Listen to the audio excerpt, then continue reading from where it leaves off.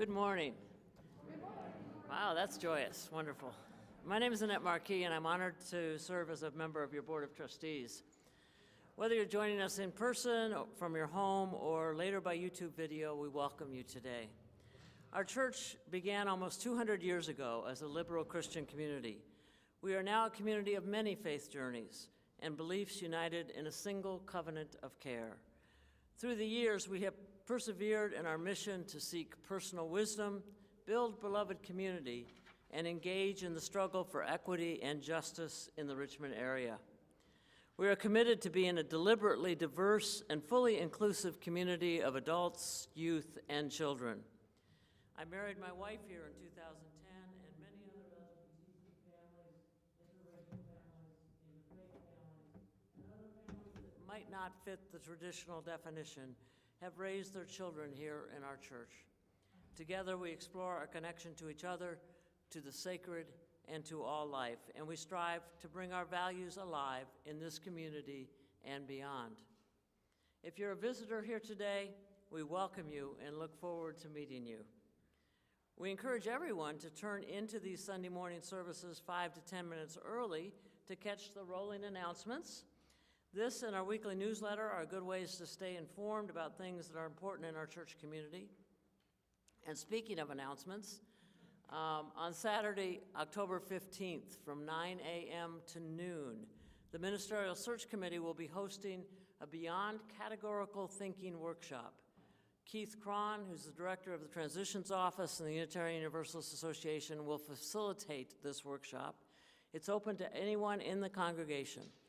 According to the UUA, this part of the search process asks the congregation to consider what biases it has, both conscious and unconscious, around identities that their potential minister may hold. The program began in 1988 at requests of ministers who experienced discrimination in the search process. BCT has evolved over time to meet the needs of the congregation and ministers in search.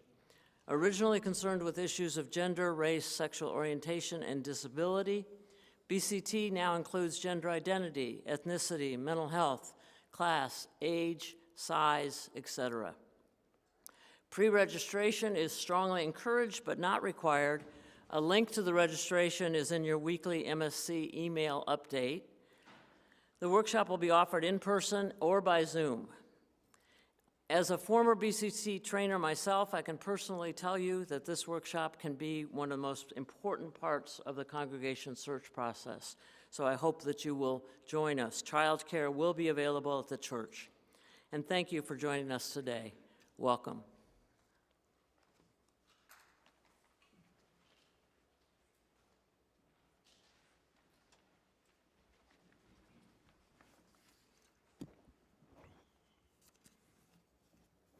Good morning. Good morning. It's so good to see you all this morning, this beautiful fall day. For those of you who don't know me, I am the Reverend Sherman Z. Logan, Jr. And I have the honor of serving this wonderful congregation as your acting senior minister. Joining me this morning as our worship associate is Beth Tolley. And we also have our first-year youth singers providing their musical talents, and from New Beginning, John Oliver Nesbitt and Tim Davis. Welcome.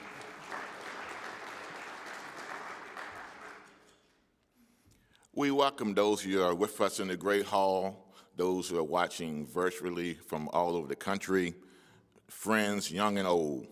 You are a central part of our worship service today. And whether this is your first, second, or 102nd time here, we are stronger because you are here. We are all growing, all learning, all love, and you're welcome just as you are. So now I'd like to invite all of you who are visiting us to introduce yourself.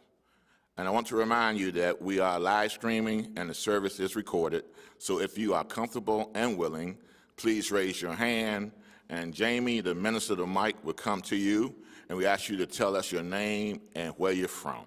So are there any visitors here this morning? Please raise your hand, and Jamie will run to you. And she has her track shoes on this morning. Hi, my name is Leah. I'm originally from New Jersey, but now coming from Bedford County, Virginia, and I'm happy to be here. Welcome.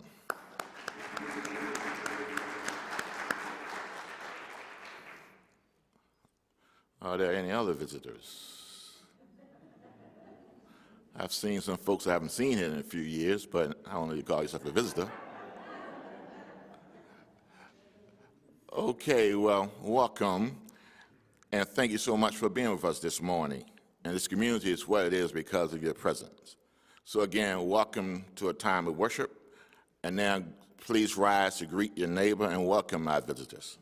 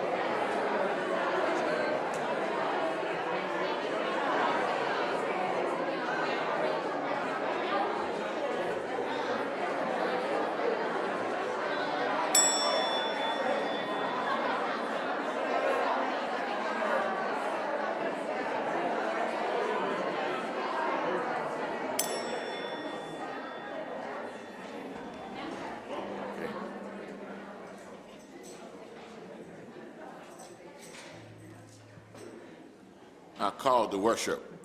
As we enter this time of sacred worship, we are thankful for the gift of this day, for this beautiful face, and for warm hearts that greet us. We are thankful for the ability to come together to worship, for songs and words that sustain us not only in this hour, but in the days ahead. We are thankful for the blessing in our lives and in our world. May we lift our voices in thanks. And please rise in body and of spirit, and let us sing our opening hymn, I Know I Can Go On. I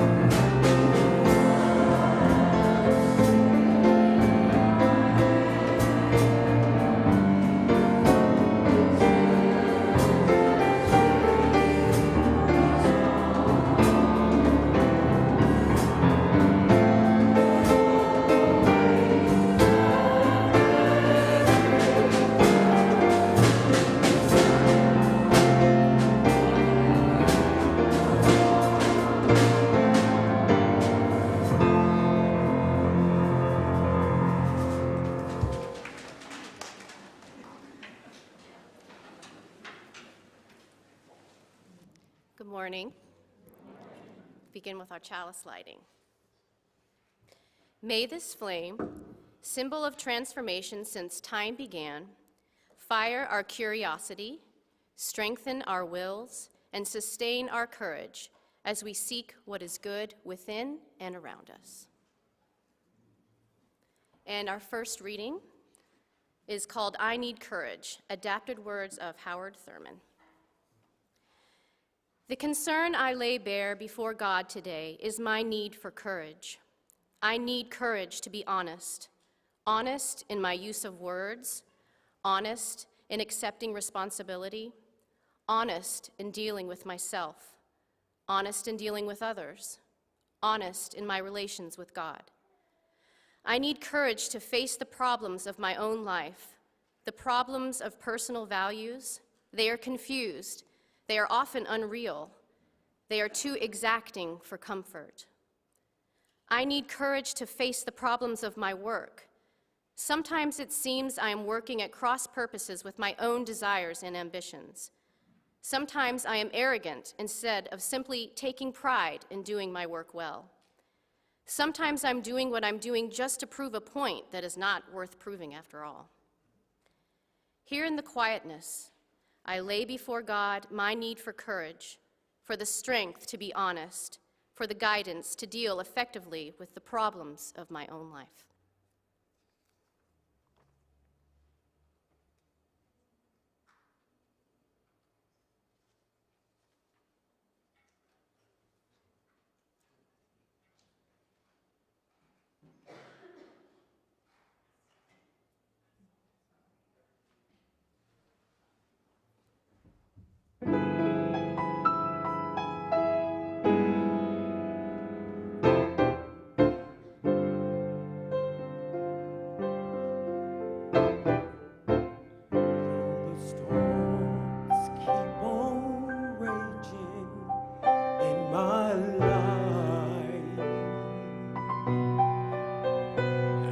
Sometimes it's hard to tell the night from day.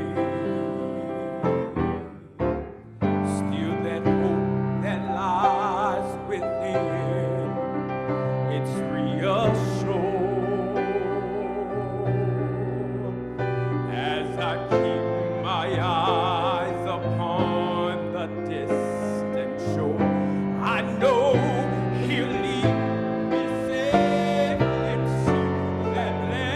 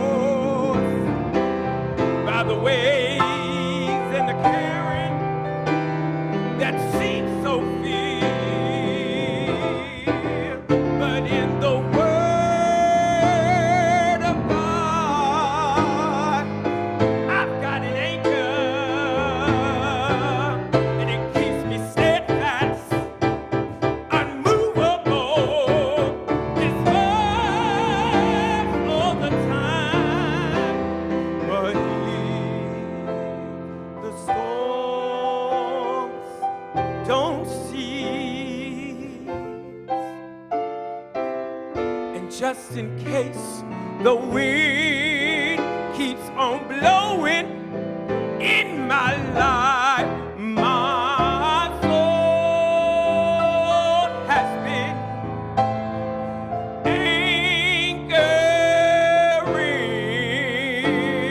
in the Lord.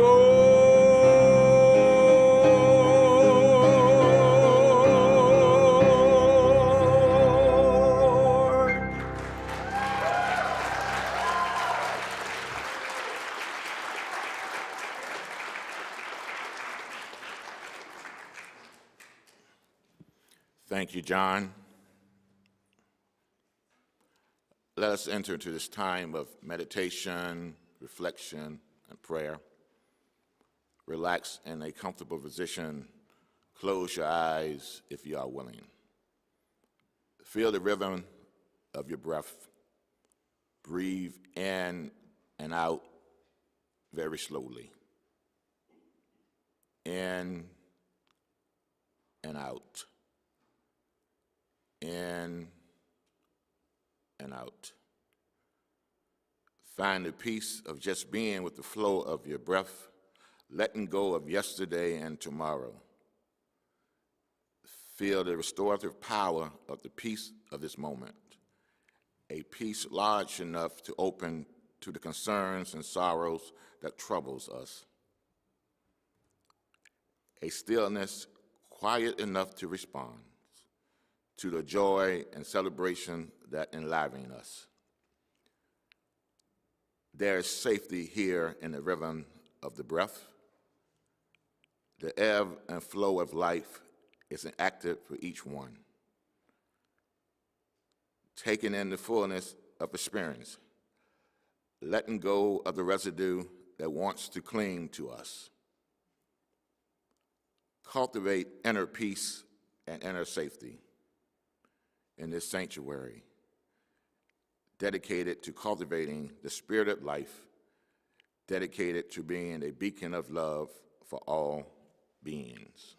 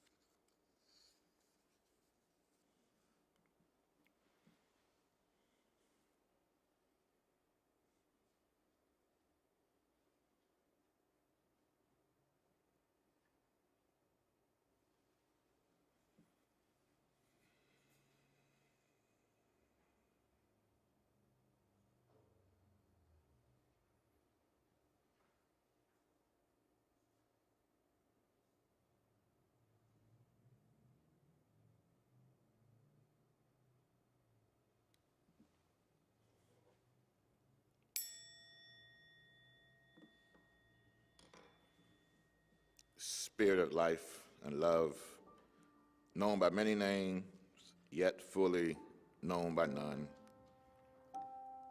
We give thanks for this time and this place of renewal.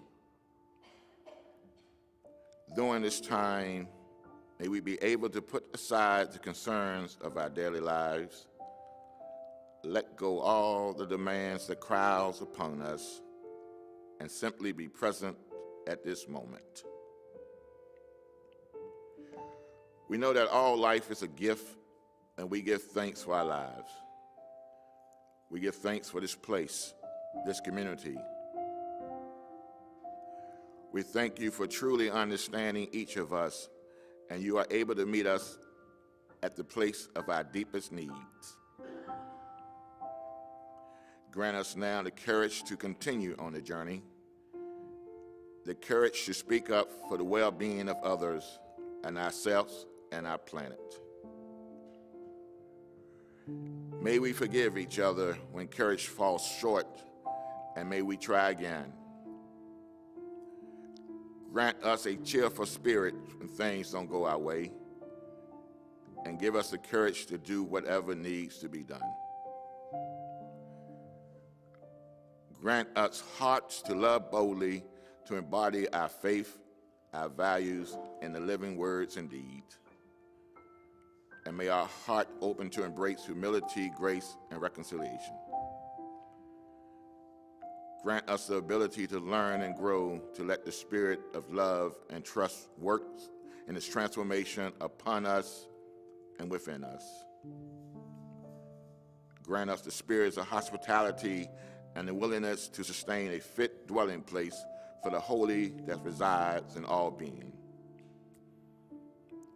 Grant us a sense of being at peace in the world, even when we are in motion, and let us cultivate together the strength to welcome every kind of gift and manner of all ways to be on this journey together.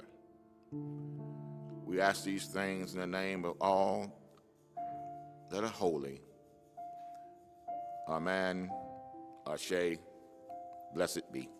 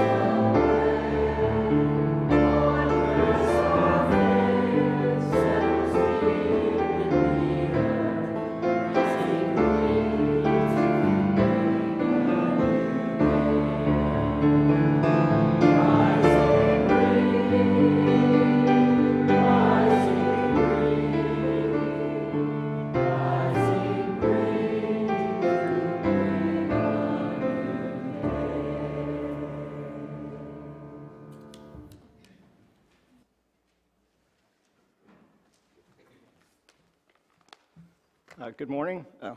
Told to adjust the mic. My name is Ford Scott. I've been asked to tell you about the October Share the Plate recipient. And this is my first nomination, so as I said last week, I would appreciate your enthusiastic donations today. So the Fulton Montessori School is a nonprofit school providing affordable, high-quality childhood education to the working families of Greater Fulton, the East End, and surrounding neighborhoods. The school accepts enrollees from ages 16 months up to 6.5 years old. They place a special emphasis on serving low-income and BIPOC families and offer sliding scale rates to everyone. The school was established in 2018 and was housed in the Calvary United Methodist Church, no affiliation, on Williamsburg Road until they moved to their own space across the street in August of this year. I volunteered there several times, helping them get ready for their move and then moving across the street, so that's the UU connection there. This month, Share the Plate donations will go towards the school's big goal. They're building an outdoor space that is inviting, educational, and playful. They'll build a fence in the front yard to curb the noise, the activity that's coming from Williamsburg Road, and add climbing structures, wood chips, playhouses, et cetera, in the back play yard. The primary goal of these efforts is to allow year-round outdoor learning, which will focus on STEM activities. And as I did last week, I thought I would read you a comment from a parent of a student that attends the school. So they say, "We would not be able to send our kids to a Montessori school if it weren't for Fulton sliding scale tuition, and I'm also able to be in school full-time because of it.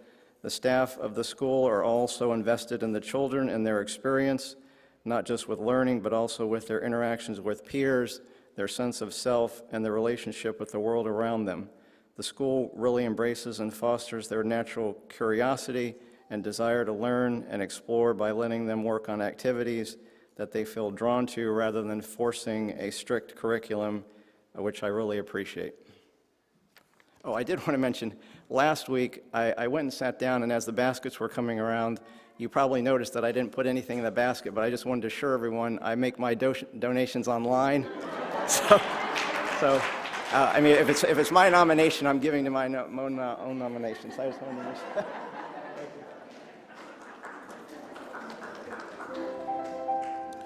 Thank you, Ford, for that confession.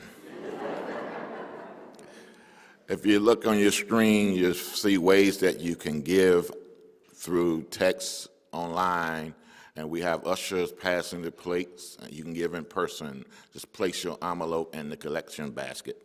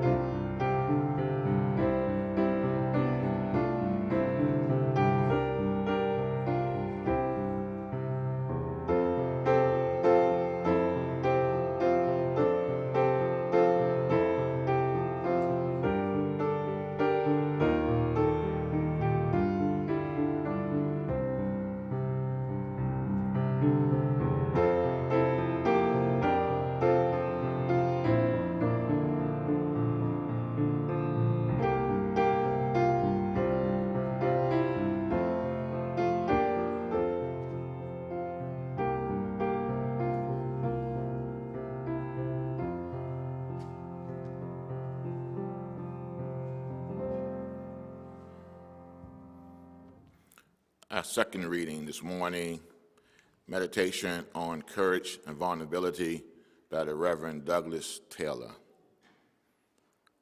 I am learning to let down my guard. We all know about the deep instinct to respond to difficulty and stress. We either fight or flight, with force or swift retreat, with decisive attacks, or prompt withdrawals. When faced with stress or difficult or challenge, I'm learning to let down my guard. I'm learning to be vulnerable. I'm seeking the courage to be open. I will have my vulnerability to be a choice made from my courage rather than my fear. I will have my vulnerability be my strength. May my strength be not found as a hard shell of defense or a sharp weapon of attack. May my strength instead be found in an open stance of kindness and empathy, like a tree bending gracefully in the wind storms. May my strength be found in the willingness to join in the suffering of all others, like a forest of trees together in a storm. May I choose to be receptive rather than protected, sharing rather than shield.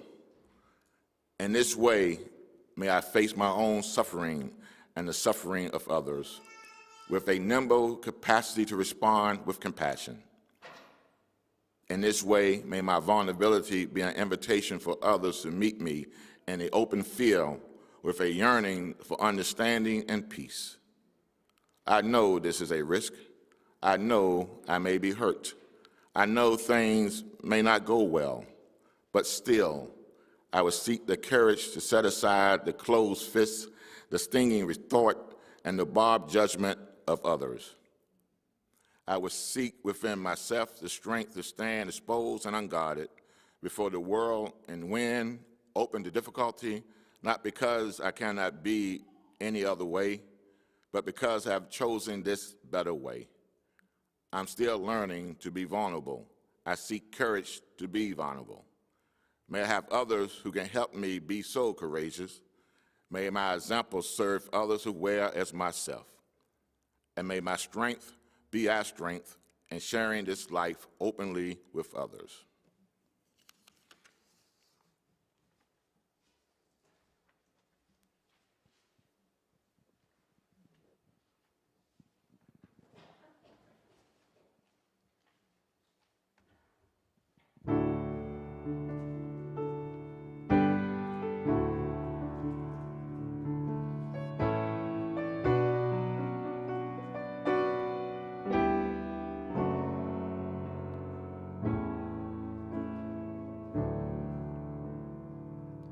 I'll just say yes. You lead the way. I'm not afraid of what it means for me to say that this life you gave is not my own. I'm trusting you to hear my yes and lead me on. Yes, Lord. Yes, Lord. My life is yours.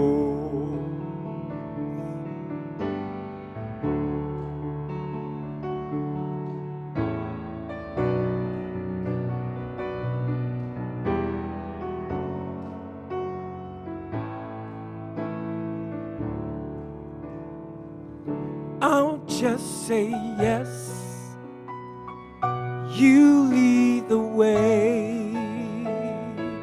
I'm not afraid of what it means for me to say, but this life you gave, it's not my own.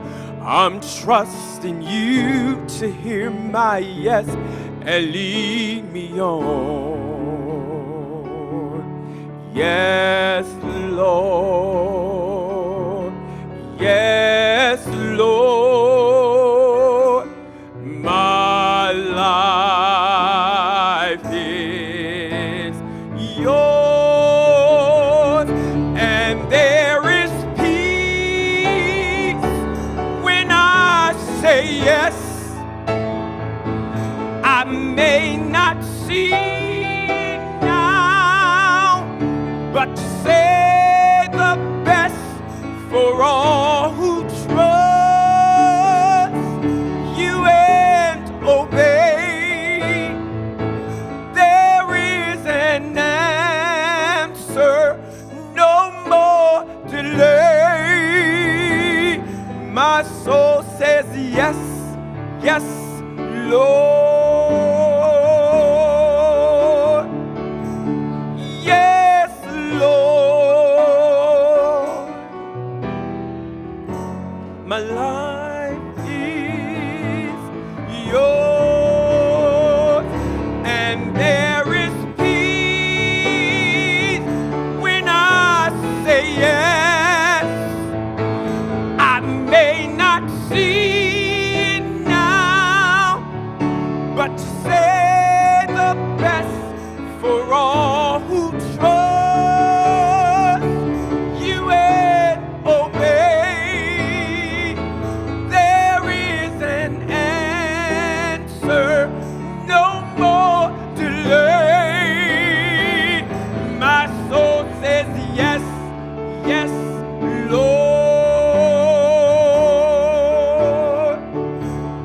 Yes, Lord.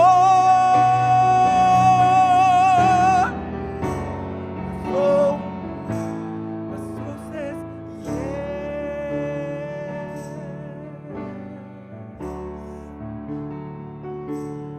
Yes, Lord.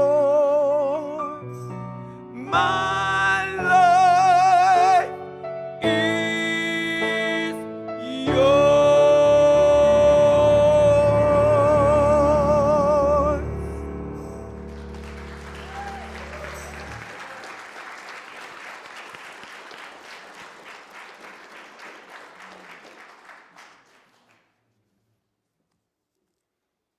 John, John, John.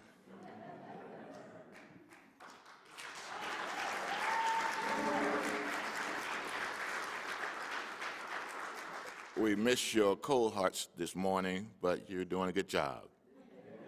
Thank you. Friends, think about the last time you witnessed courage and vulnerability. Let me give you a few examples. Public speaking requires being vulnerable by putting yourself in front of others. How about sharing during check-ins and small group meetings? Or the time you dare to ask for help in time of need? Or when you ask for someone out on a first date, risking rejection? And I had plenty of those in my lifetime. And even more traditionally, the courageous acts of fighting fires require being highly vulnerable for the sake of others. And when we hear the word vulnerable, we often think about being in a defensive position in the presence of a real threat that could do significant harm. For example, you may think of being vulnerable means getting hurt, and some of us dislike being vulnerable because it makes us believe that people will perceive us as weak, and we don't want to show any sign of weakness. We worry about what other people think of us. We are too ashamed and embarrassed to be vulnerable. We let our pride get in our way, and we keep up our guard so folks can't really get to know us. So yes, vulnerability is risky. But have you ever stopped to consider the positive aspects of being vulnerable? You know, it can be empowering. It can free us to finally be who we are and enjoy the space of that freedom. It tells us in such a powerful way that it urges others to do the same. And as humans, we are drawn to stories that resonate with us, and our whole lives are determined by the stories we tell and accept to be true. So it's imperative that we absorb and focus on the right stories. So what does it take for us to be vulnerable? What are you accepting to be true for you? How is it affecting how we show up in the world? Who are we? What does that feel like? And what does it feel true to us? So I know it takes a lot to muster up courage to be vulnerable, and it means that we have to be willing to take a bold stand of self-expression, to have the privilege of being who we are, And being vulnerable requires us to share our lives with words, with all our warts, blemishes, and imperfection, and knowing that our experiences are valuable. But instead of being ashamed of our flaws, there is power in voicing them, knowing that they don't reduce our self-worth and self-esteem unless we let them. So I'm talking about being vulnerable this morning because it is the only way we can get to know our authentic self. And by its very nature, being vulnerable means being real. There's no space for pretending, minimizing, or downplaying the truth of our words because truth is our driving force. And we are interested in telling truth because we know the next step in our evolution of who we are and who we are created to be. And because vulnerability is so real, we must feel safe enough to share our stories with others. So we must make peace with ourselves and our words. Our polished personas, the mask we wear, is nowhere near the raw fierceness of our truth and the strength of our stories. And when we summon the courage to be vulnerable, we give our souls permission to truly express ourselves and change the world through our expressions. Now, there is a difference between being vulnerable and having no boundaries or seeking attention for our stories. One is a selfless, mindful act that teaches something to those who witness it. And the other is a mindless outpouring that doesn't add anything useful to the conversation. But when we are vulnerable, we share something powerful to uplift, enlighten, or educate people who hear our stories. We recognize the universal thread of specifics of our situation, and we share those specifics so other people can see that we're not alone and we don't have to be afraid. This is what makes vulnerability a selfless act of courage, but we risk criticism and backlash to reach the souls who are hungry for the wisdom that we offer. Now, I believe it takes a lot of courage to be vulnerable. So isn't it ironic that we live in a society that teaches us to be strong and have courage, but views vulnerability as a weakness? But they don't go hand in hand. So let us sit with that for a moment. I'm going to start preaching in a few minutes. So the definition of courage is the ability to do something that frightens you or to find strength in the face of pain or grief. And courage can inspire a burst of boldness that helps us speak our minds, follow our hearts, and bear our souls to others. Without it, we can't grow or thrive. And sometimes we get caught up in the mistaken notion that being courageous means overcoming fear and even embracing it. But courage is not the absence of fear. It is being scared, worried, unsure, and ready to run, and yet still find a way to do what we really want to do, what others need us to do, or what we believe is right.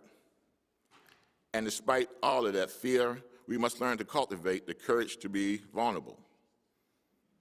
So wouldn't you agree that in order to face courage, you have to show some vulnerability? And the more courage we need to find, the more vulnerable we need to be. And one of the lofty concepts of courage is trying to be the authentic expression and genuine compassion and connection. And the more practice we have, the more we can tell when our feelings of vulnerability makes us raise our guards. And on a good day, we can try to let our guard down and stay in the arena without our own self-doubt. Author Rachel Raymond reminds us that there are two kinds of people, those who are alive and those who are afraid. And believe me, you know that you're alive when you're willing to take up the dance of vulnerability. So when I think back in a time of my life when I thought I was most vulnerable and maybe courageous at the same time, it was when I became a father for the first time almost 40 years ago. I still vividly remember leaving Petersburg General Hospital, driving home with my baby girl in the back seat. You see, we lived in Emporia, Virginia at that time, and on the way home, I was driving so slow, about 5 miles under the speed limit, it seems like it took forever for us to get home. And during the ride, I constantly looked in my rearview mirror to see if my baby girl was doing all right. And I thought, man, this feels so surreal. I can't believe I'm a father.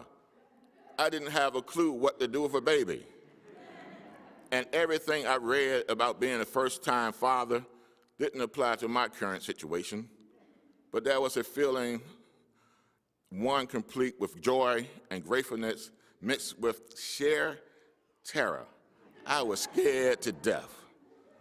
And so after the first month or so after my baby girl arrival, I woke up through the night, and if she weren't screaming, I would get out the bed, go to her bassinet, put my ear above her sweet little mouth just to make sure she was still breathing. Only after I heard her little breath, I could head back to bed until she started screaming again, demanding to be fed or wanting her diaper changed. And then I realized how vulnerable I was to be a new parent. I was now responsible for this new life. I was afraid if I didn't make sure she had enough milk, enough food, enough pampers, or make enough money to support my growing family, I would be deemed as a failure. And while I had excellent role models in my parents of how loving, caring, and devoted parents should be, I learned that being a parent wasn't as straightforward as I thought it was, and I was still scared out of my mind. But being a parent taught me a valuable lesson about how it takes courage to be vulnerable. And although we all admire it when we see it in others, you know, it's hard to be vulnerable. It can be scary. And the dark side of vulnerability is a threat of being exposed, disappointed, and hurt. But the ability to be vulnerable is also the birthplace of joy, creativity, empathy, love, and belonging. And this is why being able to be vulnerable requires us to have tremendous strength and require a lot of courage. And across the board, we know that being vulnerable can make us feel uncomfortable. And at times in our discomfort, it may be necessary for us to let our guard down. And when we let our guard down, we are vulnerable to trust others, vulnerable to bare our soul, vulnerable to open our hearts to others. When we let our guards down, it opens doors to better communication with each other. It can lead to a deeper understanding and stronger relationship. When we let our guard down, we show up in places and communities that need our support, where otherwise we may be uncomfortable to go. When we let our guard down, we are able to have difficult conversation, those people whose ideology, theologies, or values may be different from ours. And when we let our guards down, opportunity to build a better beloved community are abundant. So letting our guards down allows for a sense of freedom and liberation. And when we let go of our inhibition, we can feel more alive and controlled. But we also must remember that there are risks associated with letting our guard down, just as the risk of being vulnerable. And we must not forget, when we let our guard down, we must also be vigilant. However, vulnerability liberates us from the erroneous and insatiable obsession for trying to do everything right, thinking that we can't make mistakes, don't have flaws, or be humans. So in other words, being vulnerable allows us to let go of the precious feel stress of inducing the perfectionist we demand and place on ourselves. And in addition to our own liberation, and when we are vulnerable, we give others permission to be vulnerable as well. And we open up the possibility for real human connection and the opportunity to impact people in such a profound way. My siblings, having the courage to be vulnerable is nothing that we can do alone. To embrace the courage to be vulnerable, we must realize that we are dependent on one another. And this is necessary in living and striving in the beloved community. It is a sense of ourself in relation to others, and it is a matter of a heart, not bravery, fortitude, but a realization that we cannot survive on our own. And although it is a risky endeavor to rely on one another, to be vulnerable, to let down our guards, our action can break or make each other. But we still cannot survive without each other. We need each other to survive. This means that our survival will require us to have the courage to be vulnerable. Now, being vulnerable doesn't mean that you have to give up your independence, but it does mean that we must be willing to open ourselves to the possibility of being hurt, sometimes wounded, to find our true self. But you know, it has taken me a long time to learn to let my guard down, to get into a point in my life when I dare to be courageous, to be vulnerable. And friends, I believe that having the courage to be vulnerable will allow us to accept support and help and love from each other in our time of needs, to trust each other in difficult times, to love each other when it's hard to do so, to have faith in one another when it seems all hope is lost. So can you imagine how wonderful the beloved community could be if we could just be vulnerable enough to let our guard down? May this be so. Amen.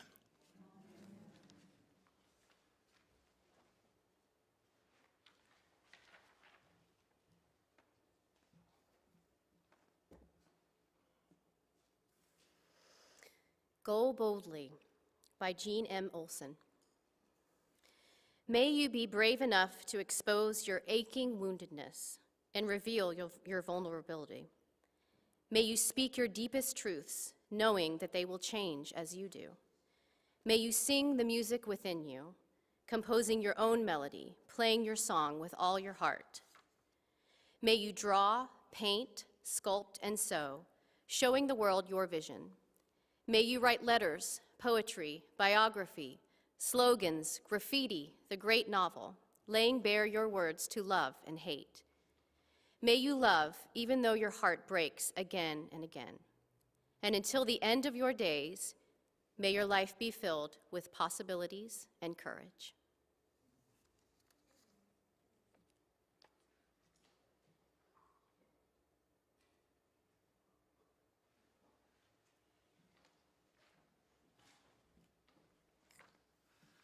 And before I give a benediction, I'd like to make a couple of announcements.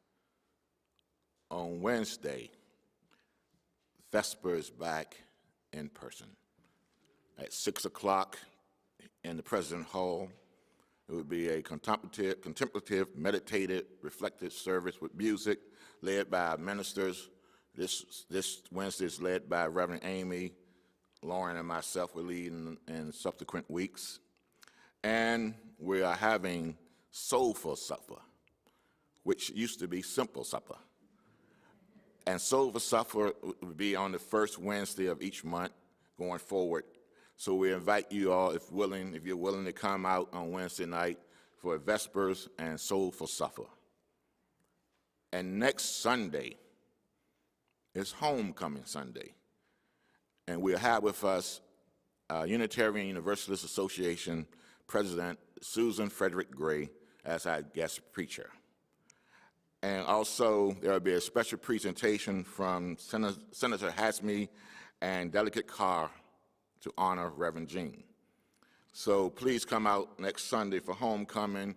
Invite your friends, your family. We're having some fun activities after the service. And that's the first time we met and had homecoming in person since 2019. So it'll be a good time to come out, still wear your mask, but let's have some fun, because we can use some fun in this world today.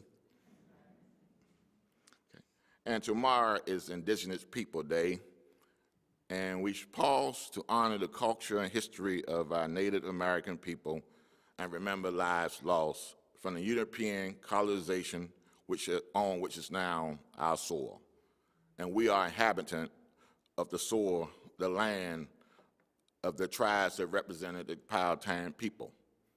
So let's remember our history, and though we cannot make amends of what has come before, may we learn from those ways that we'll never repeat them in our lives today.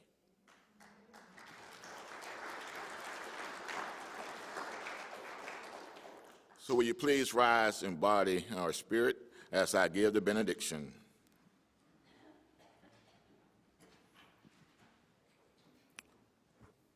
This World is Too Beautiful by Eric Williams. This world is too beautiful to be praised by only one voice.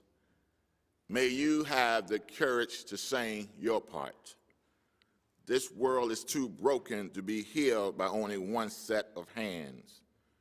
May you have the courage to use your gift. Now go in love, go in hope, and go in peace. And let's join in with John as we sing our second Sunday anthem, I Need You to Survive.